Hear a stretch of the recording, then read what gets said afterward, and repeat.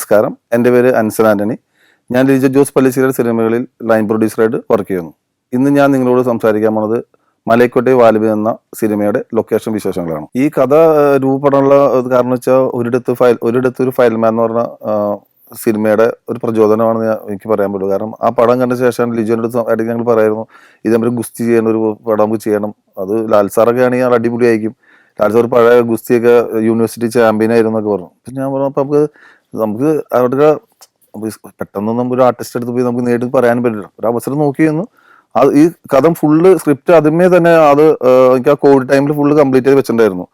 അതിനുശേഷം നമ്മൾ നൻപേൽ നൻപേലിന്റെ post production സമയത്താണ് ഷിബു ബേബി ജോൺ നമ്മുടെ അടുത്ത് പറഞ്ഞു, ലാൽ സാർ ഇങ്ങനെ ഒരു ലിജോനായിട്ട് വന്നിരുന്നു, നമുക്ക് ലാൽ സാർ ഡേറ്റ് ഉണ്ട്, ഒരു പടം നമുക്ക് ചെയ്യാൻ പറ്റുമെന്ന് വെച്ചു.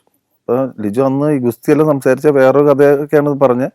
പിന്നെ ലാൽ സാറിന് അത് അത്രയും ഒരു ഇൻട്രസ്റ്റിംഗ് ആയില്ലെന്ന് തോന്നുന്നു. അതിപ്പോൾ ലിജി ഈ ഗുസ്തി പറഞ്ഞപ്പോൾ ലാൽ സാറിന് അത് ഭയങ്കര ഇഷ്ടപ്പെട്ടു, നമുക്ക് ചെയ്യാവുന്ന രീതിയിലായി. ഈ പടത്തിന്റെ രൂപം വെച്ചാൽ നമ്മൾ ഈ കഥ വന്നെങ്കിലും നമ്മൾ കണ്ട ഒരു വേറെ ചെറിയ രീതിയിലായിട്ടുള്ള ഒരു ഫൈറ്റും കാര്യങ്ങളും. ഇപ്പോൾ ലാൽ സാർ കിട്ടിയപ്പോൾ നന്നായിട്ട് ഇത് ചെയ്യാം എന്നൊരു നല്ലൊരു ലൊക്കേഷൻ ആദ്യം കണ്ടുപിടിക്കണം. കാരണം ലിജോനെ സംബന്ധിച്ചാൽ ലൊക്കേഷൻ ഏറ്റവും പ്രധാനമാണ് സിനിമയിൽ.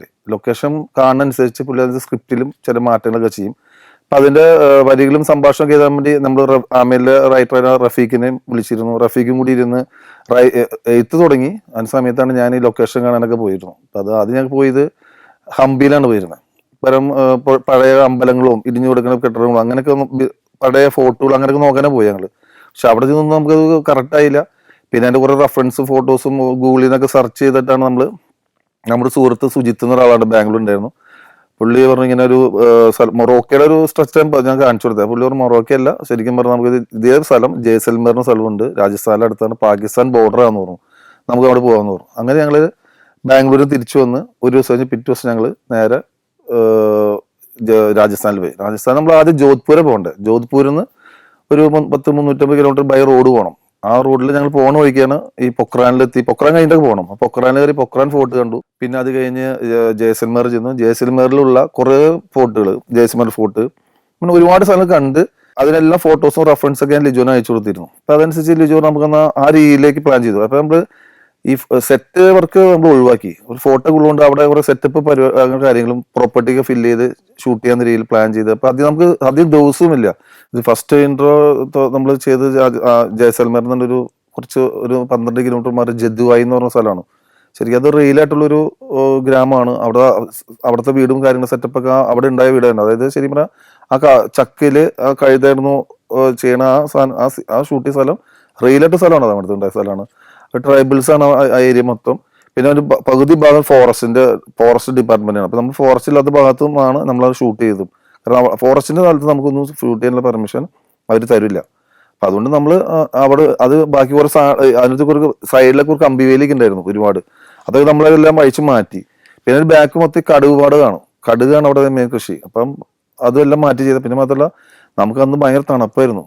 തണുപ്പും കാറ്റാണ് അവിടുത്തെ പ്രശ്നം. തണുപ്പും കാറ്റേക്കും. അതൊരു ഉച്ചയ്ക്കൊക്കെ കാറ്റേക്കും. അത്രയും ഭയങ്കര ബുദ്ധിമുട്ടാണ്. അവിടെ നമുക്ക് കുറെ ജൂനിയർ ആർട്ടിസ്റ്റ് ഉണ്ടായിരുന്നു. ഈ ജൂനിയർ ആർട്ടിസ്റ്റിനെ സംബന്ധിച്ചോളം ജൂനിയർ ആർട്ടിസ്റ്റ് ഒന്നും ഫുൾ ഡ്രസ് അല്ല, ഹാഫും ഷോള് ഉപയോഗിച്ചു അങ്ങനെയുള്ള സംഭവമാണ്. അപ്പൊ അവരൊക്കെ പ്രൊഫഷണൽ ആർട്ടിസ്റ്റുകളല്ല, ജൂനിയർ ആർട്ടിസ്റ്റുകളല്ല. അപ്പം നമ്മുടെ ലോക്കലുള്ള ആൾക്കാരെ വിളിച്ചിട്ടും നമ്മുടെ കോർഡിനേറ്റർ കൊണ്ടു ചെയ്യുന്ന വെച്ചിട്ടാണ് നമ്മളന്ന് ആ ഫൈറ്റ് അവിടെ ഷൂട്ട് ചെയ്തത്. ഒരു 5, 6, 7 ദിവസത്തോളം അതിന്റെ ഷൂട്ട് അവിടെ പോയി. ജയ്സൽമേറിൽ ഒരുമാതിരി എല്ലാ പ്രോപ്പർട്ടീസൊക്കെ അവിടുത്തെ രാജകുടുംബത്തിന്റെയാണ്. അപ്പൊ നമുക്ക് അവരുടെ പെർമിഷൻ എടുക്കാൻ എളുപ്പമാണ്. നേരിട്ട് അവരോട് സംസാരിച്ചു. പിന്നെ രാജസ്ഥാൻ ഗവൺമെന്റ് നമുക്ക് അതിനൊരു ഷൂട്ടിന് വേണ്ടിയുള്ളൊരു പെർമിഷൻ രാജസ്ഥാൻ ഗവൺമെന്റ് നമ്മൾ എടുത്തു. പിന്നെ ബാക്കി പ്രോപ്പർട്ടീസ് മൊത്തം ഈ രാജകുടുംബത്തിന്റെയാണ്. ഇതില് നമ്മള് ആ മാങ്ങോട്ട് കളരി ഒക്കെ ജയ്സൽമേറിൽ നിന്ന് ഒരു 4-5 കിലോമീറ്റർ മാറിയിട്ടുള്ളൊരു സമ്മർ പാലസ്, അത് ഈ രാജകുടുംബത്തിന്റെ കീഴിലുള്ള പാലസ് ആണ്. അവിടെയാണ് നമ്മൾ ഷൂട്ട് ചെയ്തത്. അതേപോലെ തന്നെ ആ പാലസിന്റെ അകമാണ് സത്രായിട്ടും ആ ഒരു കുളമായിട്ടും ആ സോങ് ഒക്കെ ഷൂട്ട് ചെയ്ത് അതിന് തൊട്ടടുത്ത് തന്നെയാണ് ഈ നമ്മൾ ഷൂട്ട് ചെയ്തത്. ആ സ്ഥലത്തിന് പ്രത്യേകത വെച്ചാൽ നമ്മൾ ആ മങ്ങോട്ട് കളരി ആ കളരി ഉണ്ടാക്കിയ സ്ഥലം ശരിക്കും ഒരു തടാകമാണ്. വർഷകാലത്ത് ഫുള്ള് വെള്ളമായിരിക്കും. അതായത് ഒരു 5-6 ആൾ ഹൈറ്റിൽ ഫുള്ള് വെള്ളമായിട്ട് കിടക്കും. ബോട്ടിംഗ് ഒക്കെ നടന്ന സ്ഥലമാണ് അവിടെ. അപ്പൊ ആ ഞങ്ങളുടെ ഷൂട്ടിംഗ് സമയം ഒക്ടോബർ, നവംബർ, ഡിസംബർ ആകുമ്പോഴേക്കും വെള്ളമൊക്കെ പോകും. പിന്നെ അവിടെ ചെറിയ സ്റ്റോറേജ് ഉണ്ട്, കിണറൊക്കെ ഉണ്ട്. അപ്പൊ അതിനകത്തൊക്കെ വെള്ളം മാത്രമേ ഉണ്ടാവുള്ളൂ. ബാക്കി അവിടെയാണ് നമ്മൾ ഈ കൂടാരം കെട്ടിയത്. ഈ കൂടാരം അന്ന് ഗൂഗിളായിട്ട് ഡിസൈൻ ചെയ്തത് കയർ വെച്ചാണ്. കയർ ബോർഡിന്റെ നമ്മള് മാറ്റ്, അതൊരു നമ്മൾ ശരിക്കും പറഞ്ഞാൽ ഈ റോഡൊക്കെ പണിയും ഹൈറ്റ് പണിയും മണ്ണ് താഴ്ത്തി ഇടിഞ്ഞു വരിക്കാൻ വേണ്ടി മാറ്റ് ഇടായിരുന്നു കയറിന്റെ. അപ്പൊ അങ്ങനെ കയറിന്റെ മാറ്റ് നമ്മൾ ആലപ്പുഴയിൽ നിന്ന് അത് ട്രെയിൻ മാർഗം ജോധ്പൂരിൽ നിന്ന് ബൈ റോഡായിട്ട് ജയസമാരി കൊണ്ടിട്ടാണ് നമ്മളന്നാണ് ആ മങ്ങോട്ട് കളറി അന്ന് സെറ്റ് ഇട്ടത്.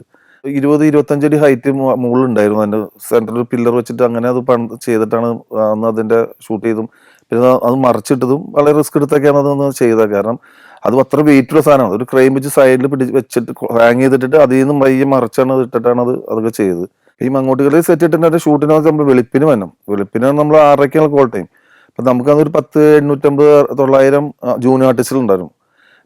അപ്പൊ ഇവര് ഈ ഇത്രയും പേരെ രാവിലെ നമുക്ക് കോസ്റ്റ്യൂം മാറ്റിക്കണം. ഇപ്പൊ നമ്മള് ശരിക്കും ഒരു 5:30-4 മണിയാകുമ്പോൾ വന്നിട്ടാണ് എല്ലാവരെയും കോസ്റ്റ്യൂം മാറ്റണമല്ലോ. എല്ലാവരുടെയും കോസ്റ്റ്യൂം നമ്മൾ നിന്ന് മാറ്റി കുറെ ആൾക്കാർക്ക് അതിൽ കുറച്ച് ആൾക്കാരെ ഈ കളറ് ചെയ്യുന്ന ആൾക്കാരുണ്ട്, അവർക്കൊക്കെ കോസ്റ്റ്യൂം മാറും. അപ്പൊ എല്ലാവരും നേരത്തെ കോൾ ടൈം നേരത്തെ വന്നാലേ മാത്രമേ നമുക്ക് ഷൂട്ട് ചെയ്ത് തീർക്കാൻ പറ്റുള്ളൂ. നമ്മളന്ന് ഒരു 14-16 ദിവസം കൊണ്ടാണ് നമ്മളന്നത് ഷൂട്ട് ചെയ്തത്.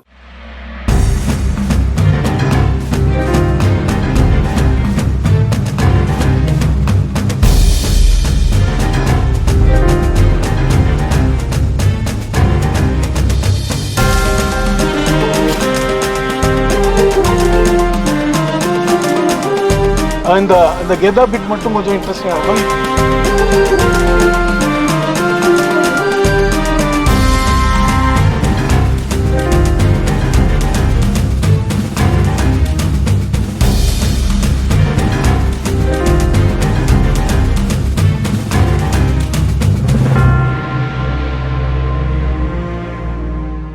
ഇവരെല്ലാവരും വാലിബനും അവരുടെ ഗ്യാങ്ങിനും എല്ലാം പോകുന്നത് കാളവണ്ടികളിലാണ് ഇത് യാത്ര ഇവരുടെ. അപ്പൊ നമുക്ക് നല്ല അടിപൊളി കാളേനെ വേണം, നല്ല കാളവണ്ടി വേണം. ലിജുവിനോട് നല്ല കാള വേണം, കാണുമ്പോൾ ഒരു പ്രത്യേകത തോന്നുന്ന കാള വേണമെന്ന് പറഞ്ഞു. അപ്പൊ പണ്ട് എൻ്റെ ചെറുപ്പത്തിലേക്ക് ഞാൻ അങ്കമാലിലാണ് എൻ്റെ വീട്. ഞാൻ വീട് താമസിക്കുന്ന ഹൈവേയിലാണ് എൻ്റെ വീട്. അപ്പൊ ഇതൊരിക്കുക ഈ ഗുജറാത്തിൽ നിന്ന് കുറച്ച് സ്വാമിമാര് കാളവണ്ടിയിൽ യാത്ര ചെയ്തിരുന്നു. ഈ അന്നത്തെ കാളയ്ക്ക് കുമ്പൊക്കെ ഭയങ്കര വലിയ കുമ്പും ഭയങ്കര വലിയ കാളയായിരുന്നു. അപ്പൊ അത് ഈ ഗുജറാത്തിലാന്ന് പറഞ്ഞു. അപ്പൊ നമ്മുടെ കൂടെ വർക്ക് ചെയ്യുന്ന ഒരു പയ്യന്റെ കസിനൊക്കെ ഗുജറാത്തിലുണ്ട്. അപ്പൊ അവനോട് നിന്ന് ഈ കാളിനെ തപ്പി കൊണ്ടിരിപ്പോ അവിടെ ഗുജറാത്ത് കാളകൾക്ക് കൊമ്പിന് ഭയങ്കര വലിപ്പം കൂടുതലാണ്. അങ്ങനെ അവനോട് പറഞ്ഞ അന്വേഷിച്ചപ്പോ കാള അവിടെ കിട്ടുമെന്ന് പറഞ്ഞു. പിന്നെ നമ്മൾ കാളവണ്ടി ഒപ്പിക്കാൻ പോയി. അപ്പൊ നമ്മൾ ഷൂട്ട് തുടങ്ങുന്നതിന് മുമ്പ് ഒരു 2-3 മാസം മുമ്പ് തന്നെ അതിന്റെ പ്രീ പ്രൊഡക്ഷൻ തുടങ്ങി. കാരണം ഇതിന്റെ പ്രോപ്പർട്ടീസ് വരണം. കാരണം പീരിയോഡിക്കൽ പടമായതുകൊണ്ട് അതിന്റെ കുറെ പ്രോപ്പർട്ടികൾ നമ്മൾ കുറെ സാധനം ഉണ്ടാകേണ്ടി വന്നു. അപ്പൊ അതിന്റെ ലിസ്റ്റ് എല്ലാം ഓൾറെഡി ആർട്ട് ഡിപ്പാർട്ട്മെന്റ് കൊടുത്തിരുന്നു. അപ്പൊ അവരനുസരിച്ച് കാളവണ്ടി വേണം. കാളവണ്ടി അതായത് അന്നത്തെ ഒരു ക്യാരവൻ പോലത്തെ, ആ കാലത്ത് കാളവണ്ടി അത്ര ഒരു ക്യാരവൻ പോലെ വേണം. അത് രീതിയിൽ ഷേപ്പ് ആക്കാൻ പറ്റും. നമ്മള് പാലക്കാട് ഏരിയയിൽ നിന്നാണ് ഈ കാളവണ്ടികളെല്ലാം എടുത്തത്. അപ്പൊ വാലിബന് ഒരു കാളവണ്ടി വേണം, ആ കാളവണ്ടിക്ക് സ്പെയർ വേണം, എല്ലാ കാളവണ്ടിക്കും ഓരോ സ്പെയറും വേണം. അപ്പൊ നമ്മൾ അത്രയും കാളവണ്ടികൾ ഒപ്പിച്ച് ആ നമ്മൾ ആലുവയിൽ ഒരു ഗോഡൗൺ എടുത്തിട്ട് അവിടെ നമ്മൾ ഈ കാളവണ്ടി എല്ലാം പ്രോപ്പർട്ടി എല്ലാം ഓൾട്ടർ ചെയ്ത് എല്ലാ സകല സാധനങ്ങളും നമ്മളവിടെ ഉണ്ടാക്കി. എല്ലാ പ്രോപ്പർട്ടിയും കാളവണ്ടികളും എല്ലാം ഉണ്ടാക്കി. കാളനെ ഞങ്ങൾ ഗുജറാത്തിൽ നിന്ന് നേരെ രാജസ്ഥാനിലേക്ക് കൊണ്ടുവരാനുള്ള പ്ലാൻ ചെയ്തത്. അപ്പൊ ഞങ്ങൾക്ക് ശരിക്കും പറഞ്ഞാൽ ഒരു 6 ഡസൻ കാള വേണം. അപ്പൊ 12 കാള വേണം. അപ്പൊ നമ്മൾ ഇവിടുന്ന് 2 വണ്ടി, രാജസ്ഥാനിൽ നിന്ന് നേരെ ഗുജറാത്തേക്ക് 2 വണ്ടി നാഷണൽ ഗവൺമെന്റ് ലോറി പറഞ്ഞിട്ടു. ഇതവിടെ ചെന്ന് നമ്മളവിടുത്തെ ഡോക്ടറിന്റെ സർട്ടിഫിക്കറ്റ്, ഇതിന്റെ എല്ലാ പേപ്പർ വാങ്ങലും എല്ലാ കാര്യങ്ങളും നമ്മൾ റെഡിയാക്കി അവിടുന്ന് പോന്നു. ഏകദേശം ഗുജറാത്ത് എന്ന് ഇടയ്ക്ക് ഒരു സ്ഥലത്തെത്തിയപ്പോ പെട്ടെന്ന് രാത്രി കോൾ വന്ന് വീണു. നമ്മുടെ വണ്ടികൾ അവിടുത്തെ ആൾക്കാർ തടഞ്ഞു, വണ്ടിക്ക് തല്ലി പൊളിച്ചു, ഡ്രൈവറിനെ തല്ലിപ്പെരുക്കിട്ടു. അവർ ഓടി പോലീസ് സ്റ്റേഷനിലേക്കാണ്. നമ്മുടെ ഉണ്ടായ കാളകളെ കമ്പിയിട്ട് അവർ വേറെ വണ്ടി കയറ്റി ഗോശാലയ്ക്ക് ഉണ്ടാക്കിയെന്ന് പറഞ്ഞു. കാരണം അവര് വിരിച്ചു ഈ സാധനത്തെ നമ്മൾ കൊല്ലാൻ കൊണ്ടുപോയതാന്ന് കരുതി. ആ രീതിയിലാണ് അവർ ചെയ്തിട്ട് അവർ ഈ പരിപാടിയൊക്കെ ഒപ്പിച്ച് വണ്ടിയെല്ലാം തല്ലിപ്പിടിച്ചു, ടയറെല്ലാം കുത്തിപ്പിടിച്ചു. നമ്മുടെ പ്രോപ്പർട്ടി കാള, അത് ഇനിയിപ്പോ ഇല്ലെങ്കിൽ നമുക്ക് ഷൂട്ട് ചെയ്യാൻ പറ്റില്ല. അതിന് പിന്നെ നമ്മളെല്ലാവരും അവിടെ വിളിച്ച് പിന്നെ ചെന്ന് അതിന്റെ പേപ്പർ കാര്യങ്ങളൊക്കെ കാണിച്ച് പോലീസായിട്ട് ബന്ധപ്പെട്ട് അവര് ഇങ്ങനെ ഷൂട്ടാണ് എല്ലാം കാര്യം പറഞ്ഞപ്പോ അവര് തിരിച്ച് നമുക്ക് വന്ന് ലോറിയൊക്കെ ഇത് ചെയ്ത് നമ്മുടെ കൂടെ ഈ കാളേനെ നോക്കി. ഈ കാളയ്ക്ക് പ്രത്യേകിച്ച് കാള ഭയങ്കര ആരോഗ്യമാണ്. നമ്മൾ പറഞ്ഞ് കേൾക്കില്ല. കാരണം അവിടുന്ന് അതിനുവേണ്ടി നമ്മുടെ 2 ചേട്ടന്മാരെ 2 പ്രായമുള്ള ആൾക്കാരെ കയറ്റിയിരുന്നു. അവരെല്ലാം അവര് തല്ലി, മുഖത്തൊക്കെ തല്ലി പൊട്ടിച്ച് അങ്ങനെ ചെറുതായിട്ട് നമ്മൾ സാധനം. എന്നാലും കാള നമ്മുടെ ഇവിടെ എത്തി. ക്ലൈമറ്റ് മാറിയപ്പോൾ കാളയ്ക്ക് ചില അസുഖങ്ങളൊക്കെ വന്നു തുടങ്ങി.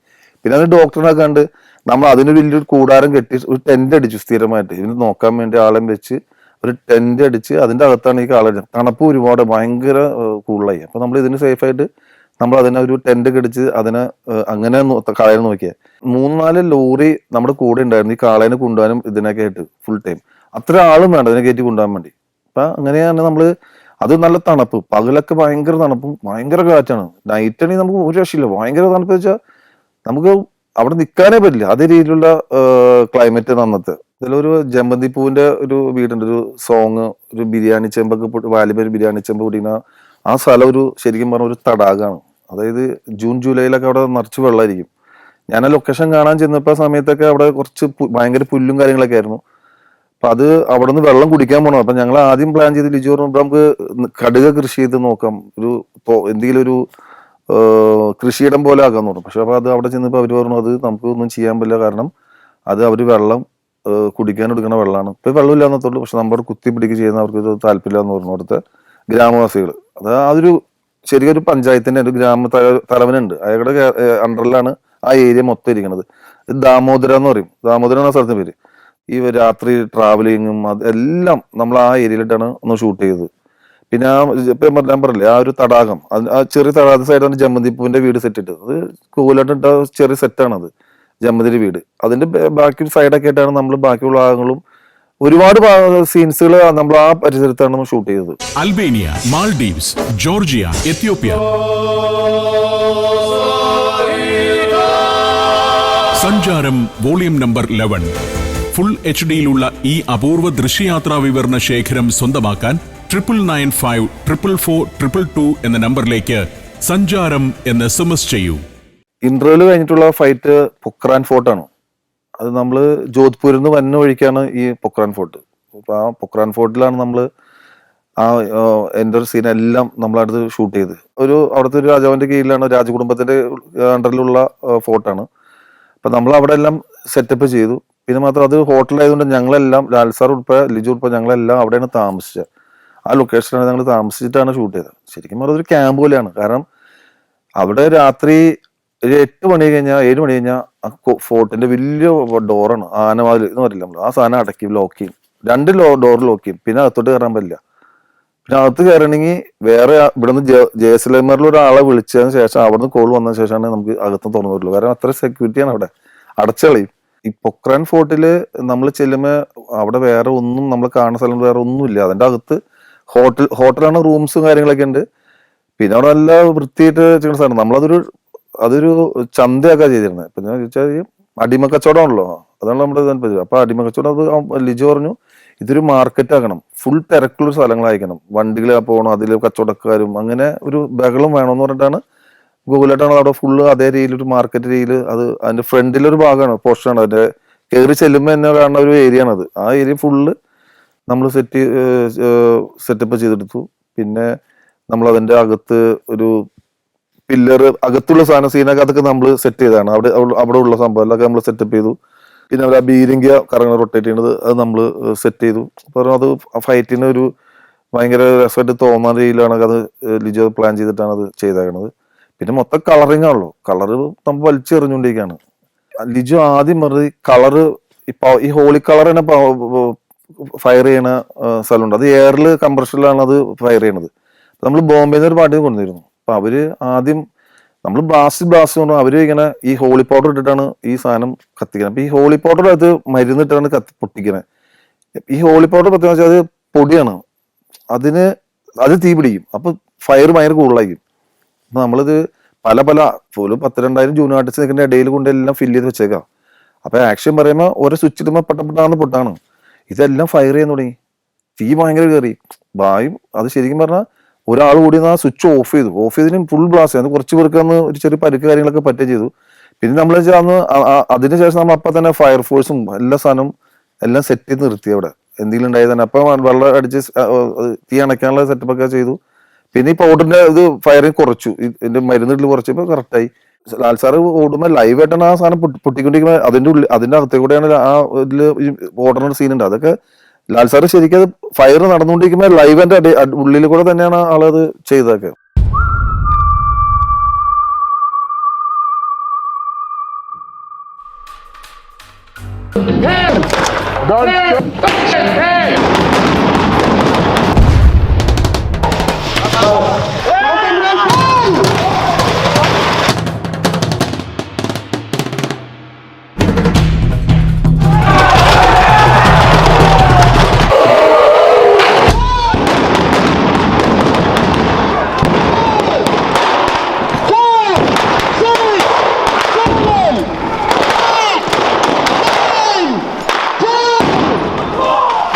കഴിഞ്ഞ വർഷം ജാനുവരി 12 ഷൂട്ട് തുടങ്ങി. നമ്മൾ മാർച്ച് വരെ പോയി. മാർച്ച് ആകുമ്പോൾ അവിടെ ചൂടായി തുടങ്ങി. ചൂട് നമ്മുടെ പിന്നെ അവിടെ നമുക്ക് ഡെയിലി ഷൂട്ട് ചെയ്യാൻ പറ്റില്ല. അപ്പം ഡെയിലി നമുക്ക് ഒരു സീക്വൻസ് വേലയൊക്കെ ഉണ്ടായിരുന്നു. അപ്പം നമ്മളത് അവിടെ നിന്ന് രാജസ്ഥാന് മാറി അതൊരു ഇത് അന്വേഷിച്ച് ഞങ്ങൾ ഹൈദരാബാദ് ആദ്യം പോയി. ഹൈദരാബാദൊക്കെ നോക്കി. കാരണം ഹൈദരാബാദ് അതിനെ പറ്റിയ സ്ഥലമുണ്ട് നോക്കിയപ്പോൾ ഹൈദരാബാദും കിട്ടിയില്ല. അങ്ങനെയാണ് ഈ പൂണ്ടിച്ചേരിയുള്ള സെഞ്ചി എന്ന സ്ഥലത്തെ ഫോർട്ടാണ് നമ്മൾ സെഞ്ചി ഫോർട്ട് എന്ന് പറയും. ആ സെഞ്ചി ഫോർട്ടിൽ വേല ഷൂട്ട് ചെയ്യുമ്പോൾ ഇവിടെ കളറ് ഇതായിരുന്നു, ഹോളി കളറായിരുന്നു. അവിടെ മഞ്ഞൾപ്പൊടി ആക്കി. ആ ഇതിന് ഫുള്ള് ലിജോറും മഞ്ഞൾപ്പൊടി വേണം. മഞ്ഞൾപ്പൊടി പറഞ്ഞുള്ള പരിപാടിയാണ്. വെള്ള കോസ്റ്റ്യൂം, അഘോരികളുടെ ഒരു സാമ്യം, അഘോരികളാണ്. അഘോരികളുടെ മാലം, കോസ്റ്റ്യൂം, അങ്ങനെയെല്ലാം നമ്മൾ അഘോരിയുടെ ഈ കഴുത്തിലിടുന്ന രുദ്രാക്ഷം അത് സാധനങ്ങളൊക്കെ നമ്മൾ ഡൽഹിയിൽ നിന്ന് എല്ലാം വാങ്ങിച്ച് അങ്ങനെയാണ് അത് അവിടെ കൊണ്ട് സെറ്റ് ചെയ്ത്. സെഞ്ചി ഫോർട്ടിൽ എന്ന് വെച്ചാൽ നമുക്ക് 2000 ജൂൺ ആർട്ടിസ്റ്റ് നമുക്ക് വേണമായിരുന്നു. ഈ ജൂൺ ആർട്ടിസ്റ്റ് നമ്മൾ ഇത്രയും പേര് ജൂൺ ആർട്ടിസ്റ്റ് അവിടെ ആർക്കും കോർഡിനേറ്റ് ചെയ്യാൻ ബുദ്ധിമുട്ടാന്ന് പറഞ്ഞു. അപ്പോൾ നമ്മൾ 8-10 ആൾക്കാരെ സ്പ്ലിറ്റ് ചെയ്ത് കൊടുത്തു. അപ്പോൾ ഇവർക്കൊക്കെ അവിടെ താമസിക്കണം. അപ്പോൾ നമ്മൾ അവിടുത്തെ എല്ലാ ഓഡിറ്റോറിയങ്ങളും നമ്മൾ അവിടെ എടുത്തു. എല്ലാ ഓഡിറ്റോറിയം ലീസിനെടുത്തിട്ടാണ് ഇവരെ അവിടെ സ്റ്റേ ചെയ്തത്. അപ്പം ഇതിൽ നമ്മൾ ഷൂട്ടിങ് സമയത്ത് കുറേ പേരൊക്കെ മാറി അവിടെ പോയി നിൽക്കുന്ന പരിപാടിയൊക്കെ ഉണ്ടാവല്ലോ. നമുക്ക് സ്വാഭാവികമാണ്. നമ്മൾ ആരോടുത്തോ അത് ദേഷ്യപ്പെട്ട് നമ്മുടെ കോർഡിനേറ്ററിൽ ആരോന്ന് പറഞ്ഞു. അതിൽ പിള്ളേര് അവിടെ ഭയങ്കര ഒരു തേനീച്ചൂടുണ്ടായിരുന്നു. ആ ഫുള്ള് ആൽമരങ്ങളാണ്. ആ തേനീച്ചൂടിലേക്ക് എടുത്ത് കല്ലെടുത്ത് എറിഞ്ഞു. ആ തേനീച്ചൂടുകൊണ്ട് ഇറങ്ങിയിട്ട് ഫുൾ ആൾക്കാർ എല്ലാവരും ഓടിച്ചിട്ട് കുത്തി. ഞങ്ങളുടെ പ്രൊഡ്യൂസറുടെ മോനൊക്കെ ഫേസൊക്കെ ആകെ മാറിയിരുന്നു. ഞങ്ങളുടെ അതേപോലെ ഫിനാൻഷ്യൽ കൺട്രോളർ എടുത്ത് ദിലീപ്, അവൻ്റെ ഫേസും മൊത്തം കുത്തി. ഞാനൊക്കെ കുറച്ച് സൈഡിൽ മാറി അനങ്ങാതെ നിന്നു. അതൊന്നും പറ്റില്ല. ഓടിയവരൊക്കെ ഓടിച്ചിട്ട് കുത്തി. എല്ലാവരും കത്തി. ഡയറക്ടറൊക്കെ ഓടി. ലിജൊക്കെ ഓടിയ മുകളിൽ കയറിയിരുന്നതിൽ കാര്യമില്ല. അല്ലെങ്കിൽ കുത്തിട്ട് വെയിറ്റിട്ട് നിന്നാൽ എല്ലാവരും ഓടിച്ച് കുത്തായിരുന്നു. ലാൽ സാറ് ക്യാരവനിന് ഇറങ്ങി വരുമ്പോൾ പറഞ്ഞു. അപ്പൊ തിരിച്ചു വേഗം കയറി. അതൊന്നും ഭാഗ്യത്തിന് അവർക്കൊന്നും പറ്റിയില്ല. മണികണ്ഠൻ ആചാര്യനെ ഫേസെല്ലാം കുത്തി ആ കാലം പോയി കഴിഞ്ഞു. പക്ഷെ പിന്നെ 2 ദിവസം അതുകൊണ്ട് ഒരു ദിവസം പിറ്റേ ദിവസം നമ്മൾ ബ്രേക്ക് കൊടുത്തിട്ട് വീണ്ടും ചെയ്തു. പക്ഷെ അന്ന് നമ്മൾ കുറച്ച് ഷൂട്ട് ചെയ്തു. അത് ഈ റാക്ക് സോങ് ഷൂട്ട് ചെയ്ത് ജയശ്രീമർ 22 ദാമോദര എന്ന് പറഞ്ഞ സ്ഥലത്തിട്ടാണ് റാക്ക് സോങ് ഷൂട്ട് ചെയ്തത്. അപ്പൊ അവിടെ ചെറിയ സെറ്റൊക്കെ ഇട്ടിട്ടാണ് അത് ചെയ്തത്. അപ്പൊ അത് നൈറ്റ് ഷൂട്ടായിരുന്നു. ഈ നൈറ്റ് ഷൂട്ട് ആകുമ്പോൾ ഭയങ്കര കാറ്റ് ഭയങ്കര കാറ്റായിരുന്നു, തണുപ്പും. നമ്മൾ ബലൂൺ ലൈറ്റ് ഉണ്ട്. ഈ ബലൂൺ ലൈറ്റ് നമുക്ക് 4-5 ആൾ പിടിച്ചിട്ടും ലൈറ്റ് നിൽക്കണില്ല. നമ്മൾ അവിടെ ചുറ്റും 2 വണ്ടികൾ പാർക്ക് ചെയ്തിട്ട് അതിൽ കൊണ്ട് വലിച്ചിട്ടുണ്ട്. അപ്പൊ ഒരു ശരിക്കും ഒരു കാറ്റ് വന്നപ്പോ സാധനം ബലൂൺ താഴെ ഒന്ന് അടിച്ച് പൊന്തിപ്പോയിരുന്നു. പക്ഷെ അന്നത് പൊട്ടിപ്പോകണ്ടായിരുന്നു. പക്ഷെ ഭാഗ്യം കൊണ്ട് അങ്ങനെയൊന്നും സംഭവിച്ചില്ല.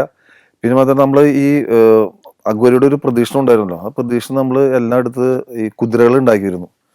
ഈ കുതിരേനൊക്കെ നമ്മൾ ശരിക്കും പറഞ്ഞാൽ ജയസൽമൂർ സ്ഥലത്തിട്ട് ഉണ്ടാക്കാൻ അത് ശരിക്കും ഒരു 10-18-20 അടി ഹൈറ്റ് ഉണ്ട്. ഒരു 8-10-15-20 ആള് അങ്ങനെ പല സൈസിലുണ്ട്. ചിലർ 10 ആൾ പൊക്കിയെടുക്കാറുണ്ട്, 18 പേര് പൊക്കാറുണ്ട്. ഭയങ്കര ലോഡായിരുന്നു ഇരുമ്പ്. കാരണം അത്ര ഹൈറ്റിൽ സാധനം ഉണ്ടാക്കുമ്പോൾ നമ്മൾ സ്ക്വയർ പൈപ്പ് വെച്ചും ചെറിയ കമ്പിയൊക്കെ വെച്ച് ഉണ്ടാക്കി. അന്നേരം എത്ര ഉണ്ടായാലും വെയിറ്റ് ഉണ്ടായിരുന്നു സാധനം.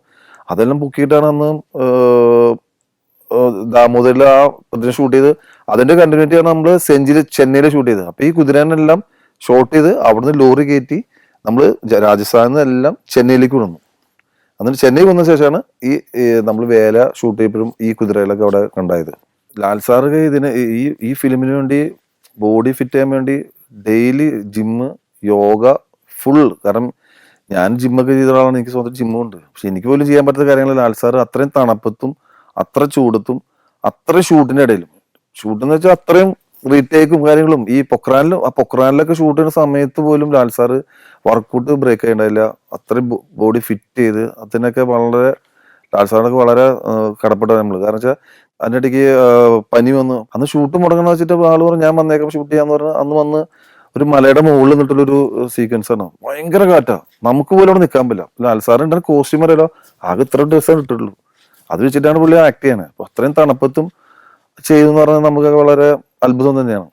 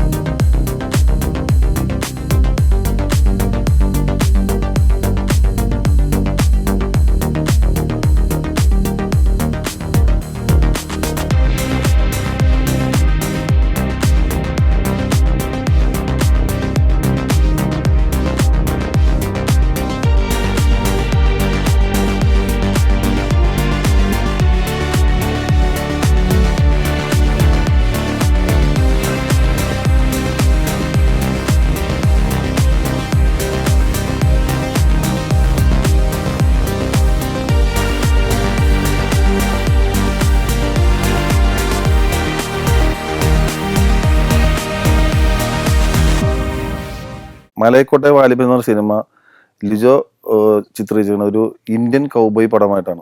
ഇനിയും ഇതേ രീതിയിലുള്ള വ്യത്യസ്തമായ ചിത്രങ്ങൾ ചെയ്ത് നിങ്ങളുടെ മുൻപിൽ വരാൻ സാധിക്കട്ടെ. നന്ദി, നമസ്കാരം.